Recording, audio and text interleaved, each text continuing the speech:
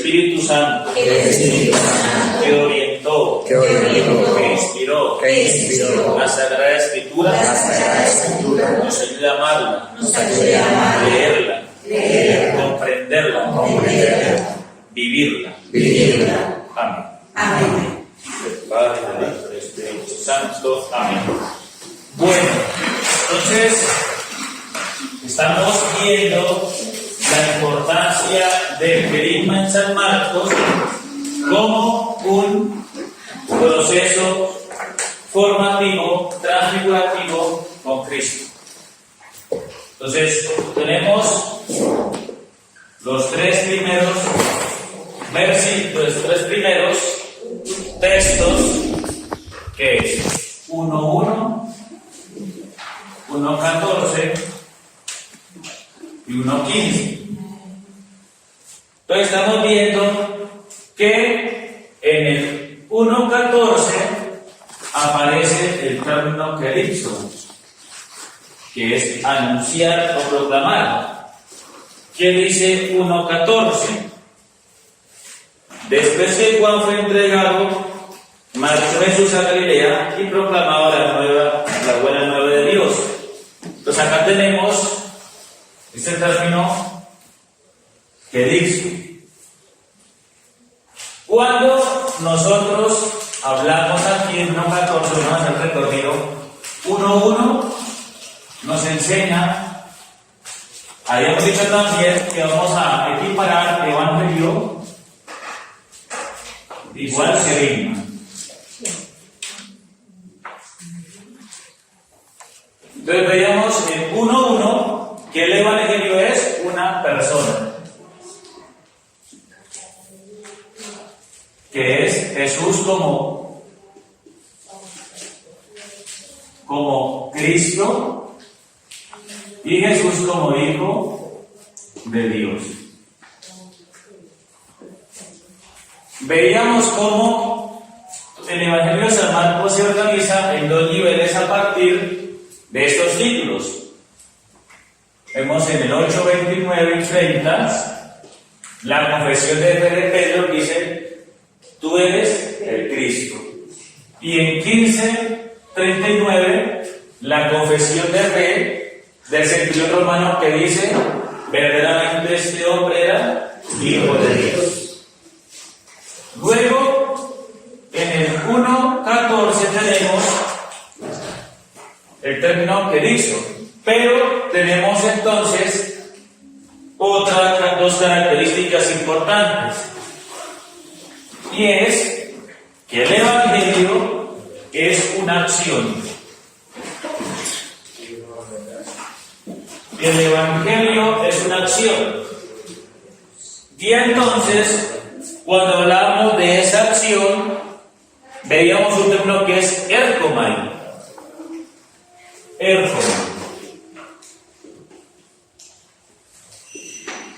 Y hacemos referencia que el erchomai está orientado a llegar a la cercanía.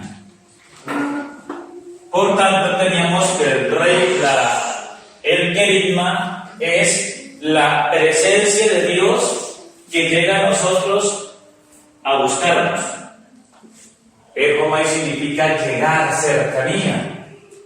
Por eso decíamos que siempre que veamos a Jesús que llega a algún lugar, indica esto: cercanía.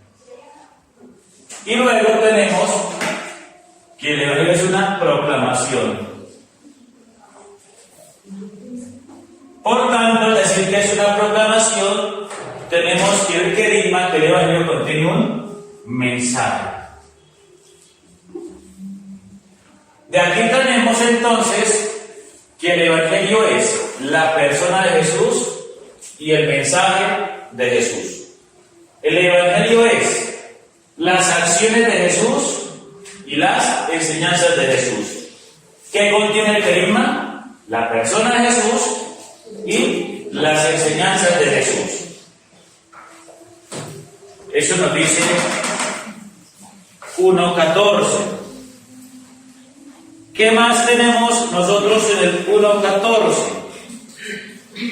Tenemos que aquí se rompe un pensamiento que había en el Antiguo Testamento, y era que Dios estaba lejano y distante del pecador.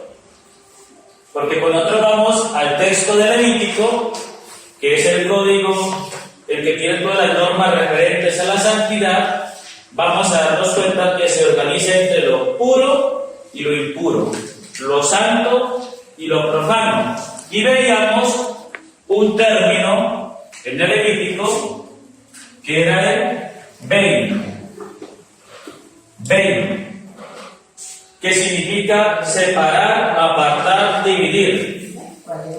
Bein es el término hebreo que se utilizaba para catalogar lo santo y lo profano. Entonces se marcaba un principio: para ser santo había que apartarnos. Pero este concepto Bein rompe con un concepto importante y fundamental en la Escritura, y es sinodalidad. ¿Por qué? Porque cuando ese concepto Bein se entiende mal, entonces nos damos cuenta que hay personas a las que yo no puedo acercarme, por el simple hecho de que si me acerco, caigo en impureza ritual, según el pensamiento de Levítico. ¿Eso qué ocasiona? Rechazo. Por eso cuando nosotros vamos al Evangelio de Marcos, capítulo 2, vamos al capítulo 1, versículo 40, tenemos la curación del leproso. 1:40 de Marcos, tenemos todo el relato de la curación del leproso. Si vamos a Marcos 2, 13-14, tenemos a Leví el publicano. Y luego, del 15 al 17, tenemos que Jesús se acerca, y más que acercarse, va a la casa de Leví. Entonces, aquí el Evangelio, el querigma, modifica y le da el auténtico sentido a la santidad. No es apartarme de la persona, sino hacerme cercano a la persona de tal manera que la persona a la que yo me oriento recupere su identidad ante Dios. Por eso, mientras que el Bein malentendido era: usted lejos de aquí porque usted es un impuro, usted lejos de aquí porque usted es una persona que trabaja en algo que es una traición al pueblo hebreo. ¿Qué hace Jesús? No. Se acerca a aquel que es rechazado, se acerca a aquel que es despreciado y lo restaura, lo dignifica. Por eso, el ergomai está orientado a esta clave, sinodalidad, que es el querigma del Evangelio. Dios que quiere caminar junto a mí, Dios que quiere acercarse a mí. ¿Ves esa parte? Sí, señor. Bueno, por eso, en una lectura que ustedes también vamos a contemplar, si vamos a la obra de San Lucas, ahí como para el pasadita, utilizamos el término visitar. Bueno, Dios que visita a su pueblo, el sol que viene a visitarnos. Si usted va a los cánticos de Benedictus, se resalta mucho el visitar, de Dios a su pueblo. Si van al texto de la vida de Naín, una vez que Cristo resucita al muchacho, dice: Dios ha visitado a su pueblo, dice la gente. Y luego, por allá, cuando llega a Jerusalén, Jesucristo lanza una palabra de tristeza: si conocieras quién te visita.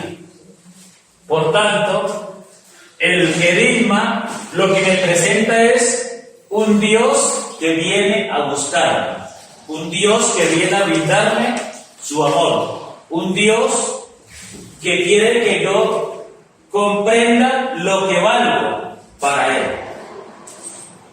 ¿Claro hasta ahí? Sí. Bueno. Vamos ahora a 1.15. ¿Qué dice 1.15? De Marcos.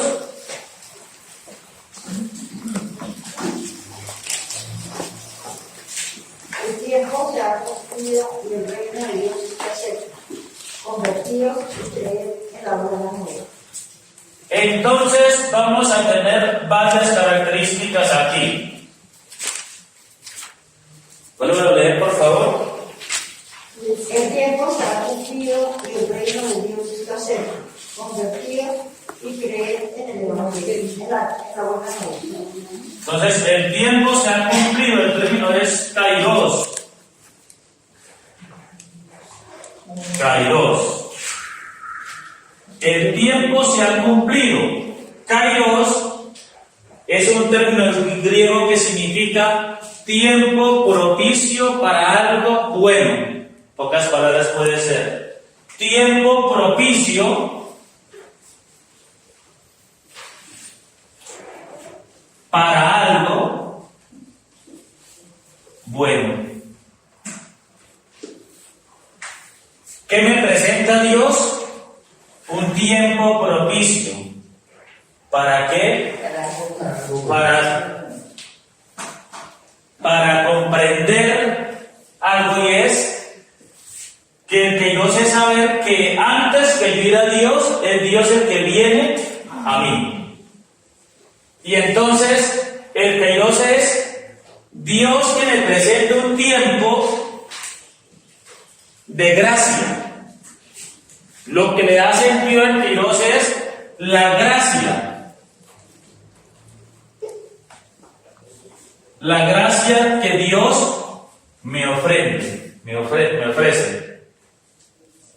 Eso es lo que resalta el Kairos. Un tiempo donde Dios me presenta su gracia.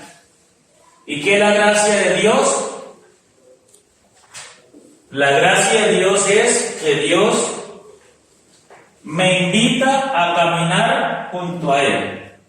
Por eso cuando usted va al texto de Génesis, lo primero que hace Adán y Eva cuando desobedecen a Dios es esconderse de Dios.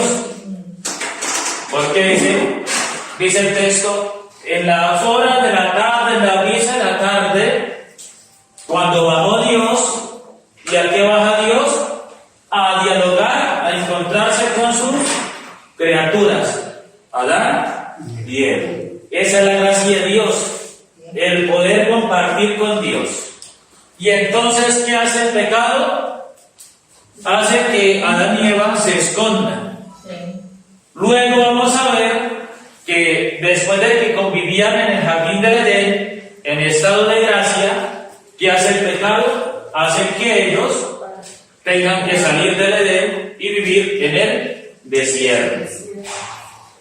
Entonces, el Kairos es volver, digámoslo así, al tiempo primero de los capítulos 1 y 2 del Génesis, donde Dios habitaba, caminaba, compartía con el ser humano.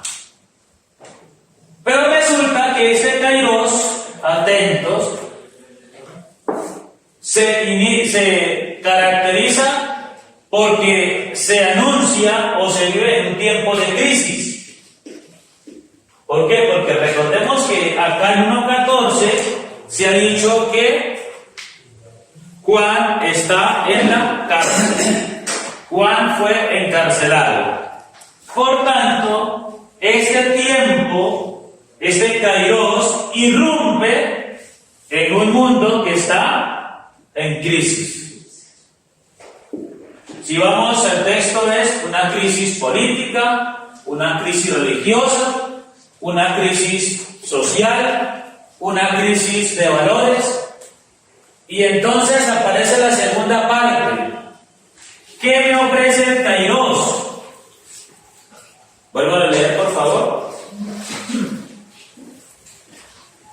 El tiempo será cumplido y el reino de Dios está cerca. Ahí está, el reino de Dios.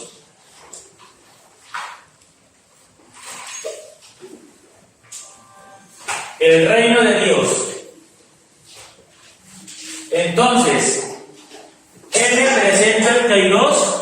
El reino de Dios. Un tiempo propicio en un contexto de crisis donde Dios quiere reinar. Por eso, si nosotros vamos al Evangelio, vamos a darnos cuenta que lo primero que hace Jesús es recuperar lugares y transformar ambientes.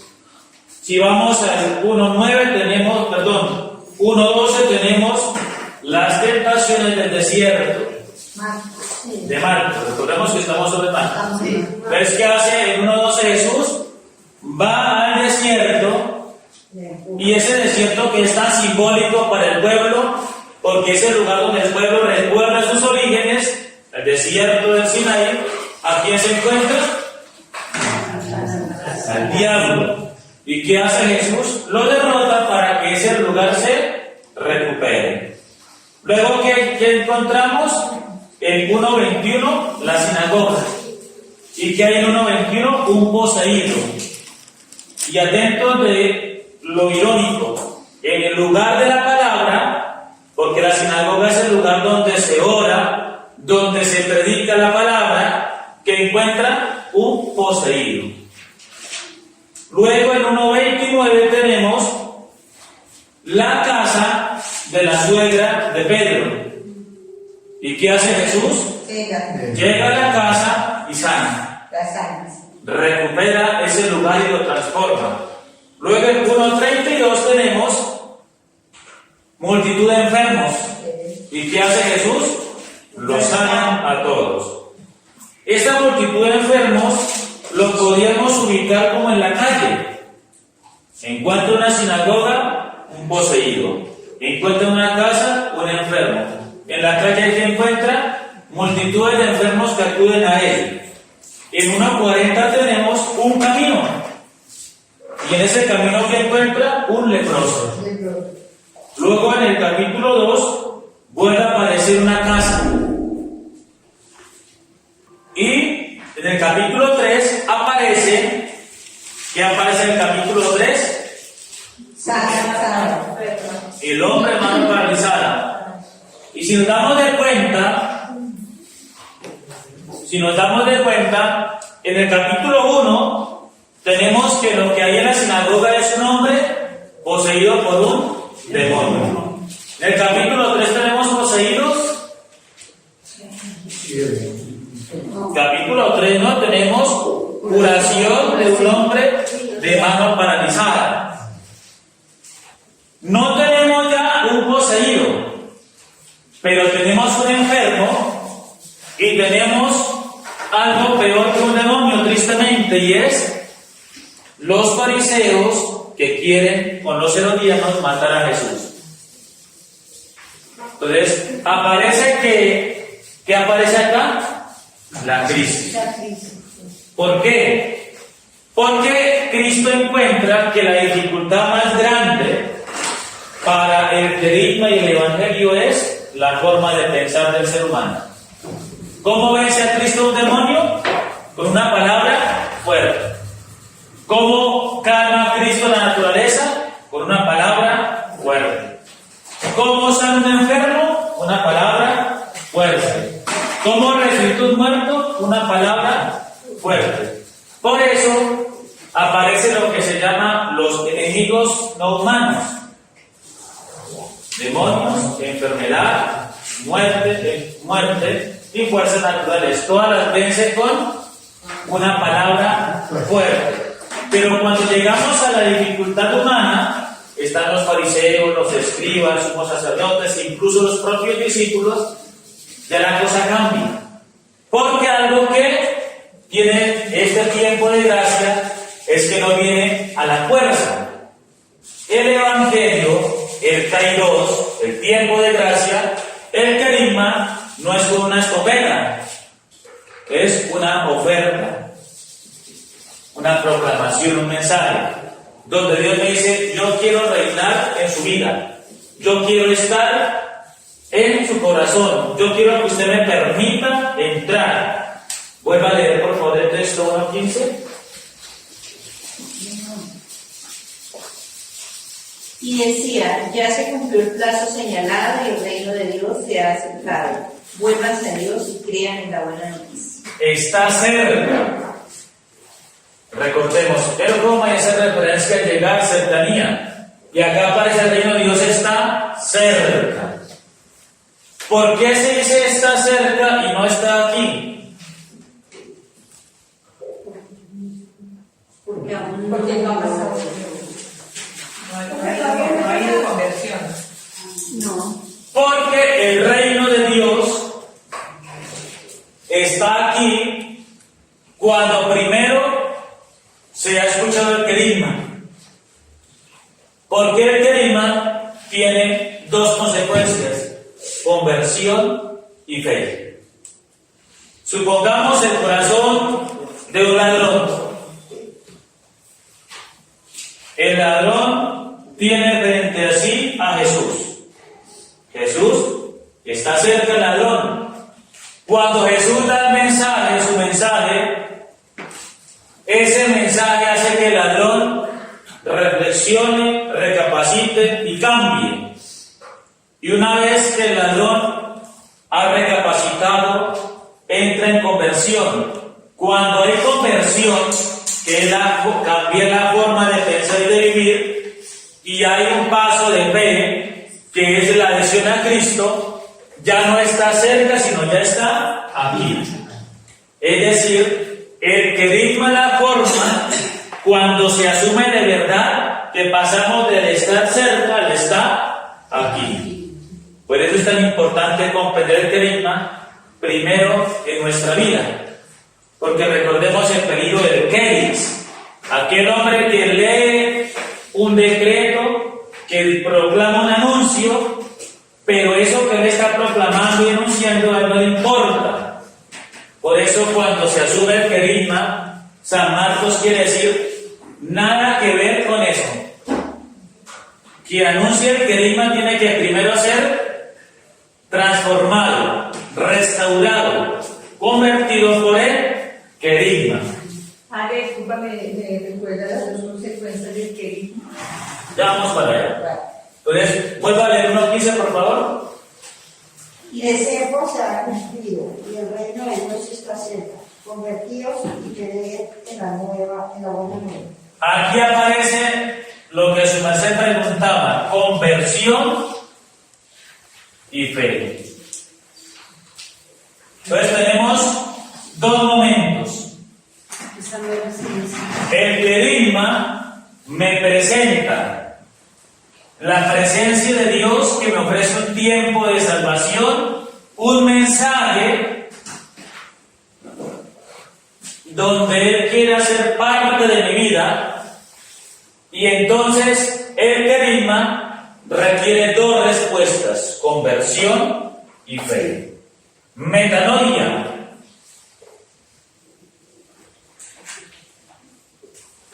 Metanoia significa cambiar la forma de pensar, cambiar de mentalidad.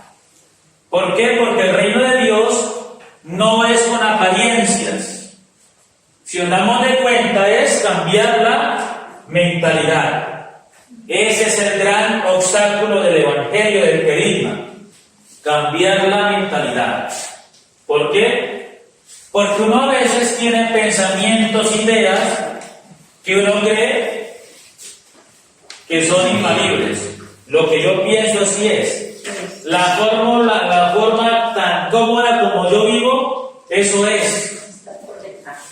Entonces hay que cambiar la forma de pensar. Vamos a darnos cuenta que en el capítulo 3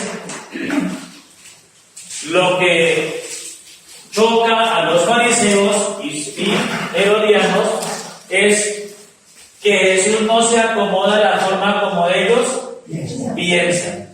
En el capítulo 2, cuando sana al paralítico, que le choca a la gente, a los escribas, que Jesús no actúa como ellos piensan. Pues por eso la mentalidad es lo primero que hay que cambiar. La mentalidad. Si nos damos de cuenta, aquí no aparece nada de acciones externas. ¿Sí ven esto? Nada de acciones externas. Sino todo es interno. Por eso, metanoia se asume desde una categoría también hebrea que es sub. Sub. En hebreo sub significa alejarme de y acercarme a. Ya nos damos de cuenta que cuando yo vivo un cambio de mentalidad tengo que dejarme de. Por eso cuando ustedes van a la obra de San Marcos del capítulo 1, 16 al 20 y 2, 13, 14, vemos que los que son llamados por Cristo dejan algo, dejar. Uno dejando las redes que siguieron, dejando a su padre Zebedeo en la barca, se fueron tras él. En el caso de Zaqueo, de Leví, él se levantó y le siguió. Es decir, hay un movimiento de alejarme de algo. Y cuando entonces el querigma no me deja en el vacío. ¿Por qué? Porque el querigma me dice, salga de ahí y venga a donde yo le presento. ¿Y qué me presenta el querigma? Recuerden, una persona. Por eso el objetivo del querigma es el encuentro con Jesús. Y el resaltar este encuentro ya viene desde su santidad Benedicto XVI, que era fue el encuentro con Cristo. El Papa Francisco también resaltaba mucho eso, el encuentro con Cristo. Por eso viene esta parte. ¿Me alejo de una realidad? Sí. Pero el querigma me presenta una nueva realidad, que en este caso es el encuentro. Por eso, mientras que el Kairos me presenta un tiempo propicio, ¿por qué? Porque yo digo, voy a acercarme a Dios. Y cuando yo digo, voy a acercarme a Dios, me di cuenta que Dios me estaba ya buscando, que Dios me estaba ya esperando. Por eso, alejarme de y acercarme a. Si ustedes se dan de cuenta, Vigilia Pascual, nosotros tenemos lo que se llama renovación de los compromisos bautismales. ¿Y qué tienen los compromisos bautismales? Las renuncias. Renuncias a Satanás, renuncias al pecado, me alejo de. Luego sigue la profesión de fe. ¿Creen en Dios Padre Todopoderoso? Sí, creo. ¿Creen en Jesucristo? Sí. ¿Creen en el Espíritu Santo? Sí. Eso me presenta el querigma, un acercarme a. Y tenemos la fe. La fe. ¿Por qué es tan importante aquí la fe? La fe, tomémosla como adhesión a Cristo. No viene el caso de este término que voy a decir, pero es para que tengamos en cuenta. La palabra religión viene de religare, en latín, que significa estar unido a, o estar atado a. ¿Qué busca la religión? Que yo me una, que yo me adhiera a Dios, que yo me aferre a Dios. Esas características aparecen ya en la fe. ¿Qué es la fe? La forma como yo me uno a Dios. La forma como yo digo, yo quiero caminar junto a ti. Por eso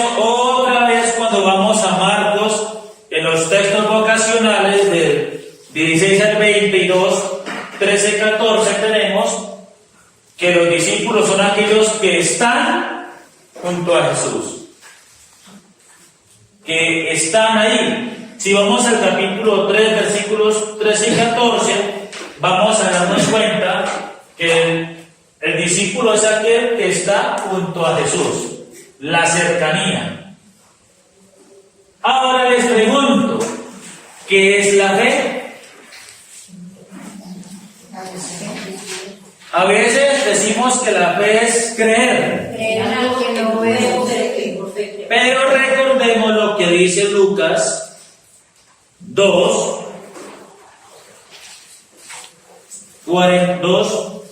44. Creyendo que estaría en la caravana, hicieron un día de camino, ¿se acuerdan que lo vimos?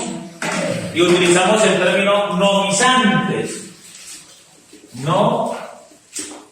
Nomizantes.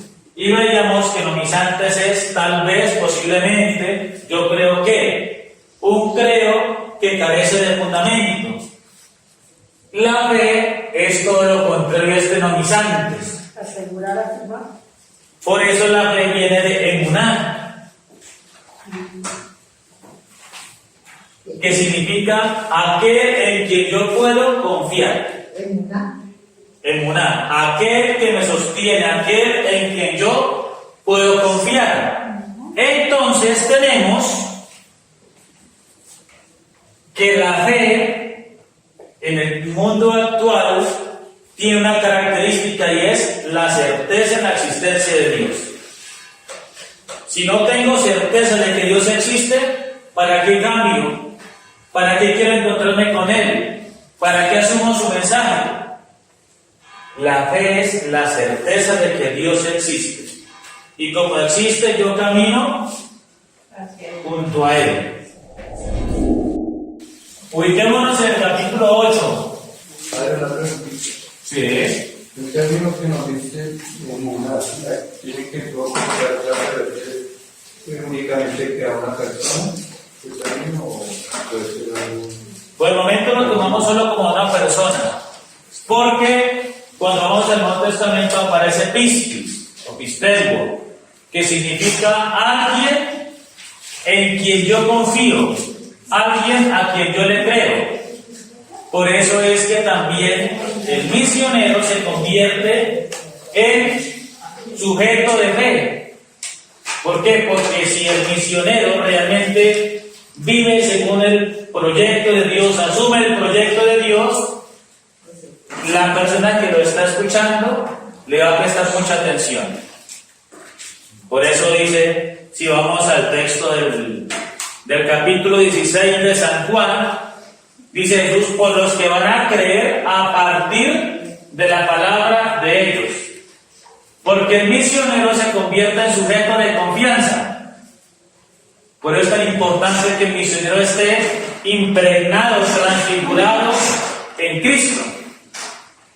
¿Por qué? Porque si vamos al capítulo 5 de San Marcos, cuando libera el demonio de Gerasa, Jesús se va. Pero ¿quién se queda? El que ha sido liberado.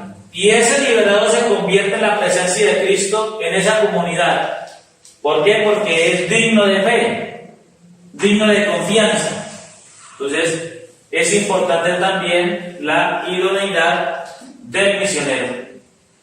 ¿Por qué? Porque se convierte en signo de fe. Bueno, capítulo 8 de San Marcos. Vamos a tener dos textos para tener en cuenta.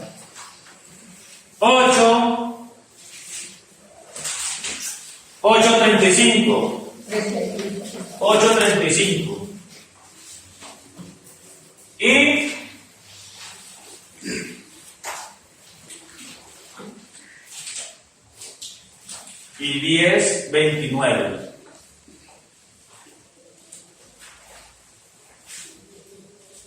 10:29. Si la primera parte de era el querigma, el evangelio es una persona, es un mensaje, es una acción, es una oferta de Dios, y veíamos cómo está la respuesta del hombre, del creyente, que es conversión y fe. Acá vamos a ver la configuración.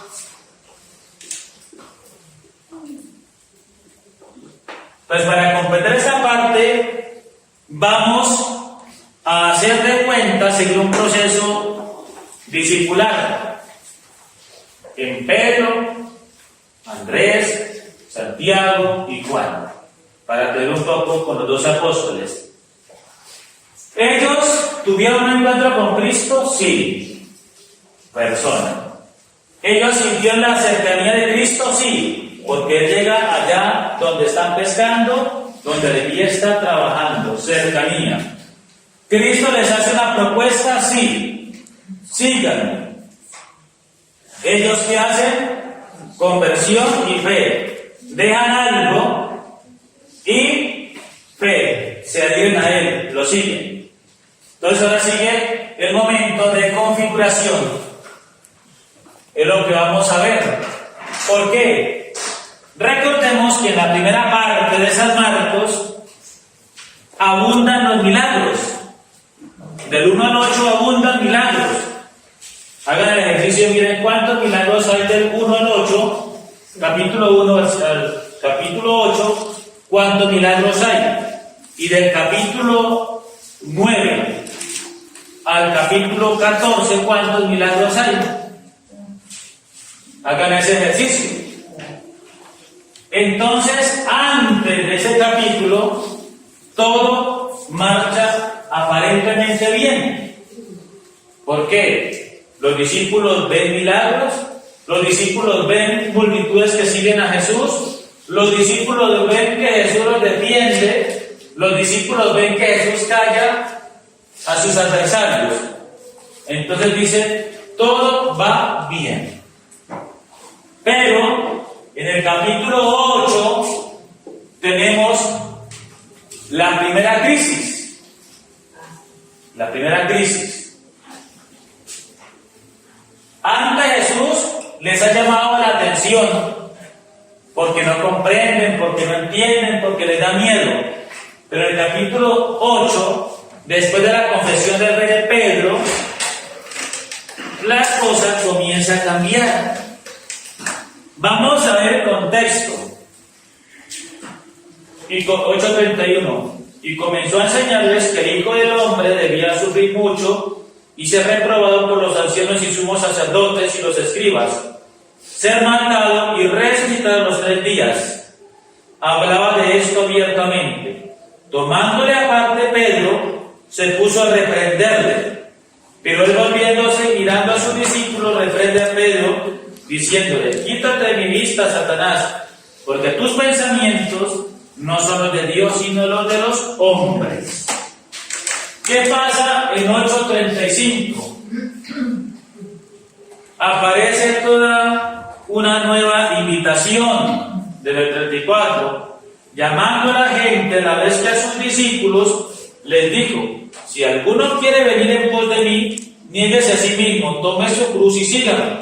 Porque quien quiera salvar su vida la perderá, pero quien pierda su vida por mí y por el Evangelio la salvará. Pues ¿de qué le sirve al hombre ganar el mundo entero si pierde su alma? Entonces, acá nos damos cuenta, recordemos, ¿qué es metanoia? Cambiar de mentalidad. Y esa palabra aparece acá. Tus pensamientos no son los de Dios, sino los de los hombres. Tus pensamientos, es decir, externamente Pedro sigue a Jesús, pero por dentro, ¿cómo está? Vacío. ¿Por qué? Porque le falta configurar su modo de pensar con el veredicto, con el Evangelio. Hagan de cuenta esas películas donde parece que escriben en una botella de vidrio, escriben un mensaje, tapan la botella y la botan al mar. Esa botella puede recorrer océanos y océanos, de costa a costa, durar siglos, y si está bien tapada, el agua no se va a meter. Así más o menos están los discípulos. Cristo es el mar. la gracia plena. Por más que ellos estén inmersos en esa gracia, externamente lo están, pero internamente no. Por eso tus pensamientos son los de los hombres. Es decir, lo que Cristo le dice a Pedro es: quítese esas ideas que tiene y asuma mis ideas. Porque recordemos el famoso Opiso Boom. ¿Se acuerdan? Que es detrás de mí.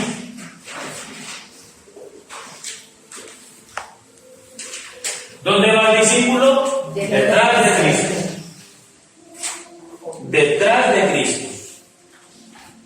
Si nosotros vamos a una traducción, va a decir también, va a decirle a Pedro: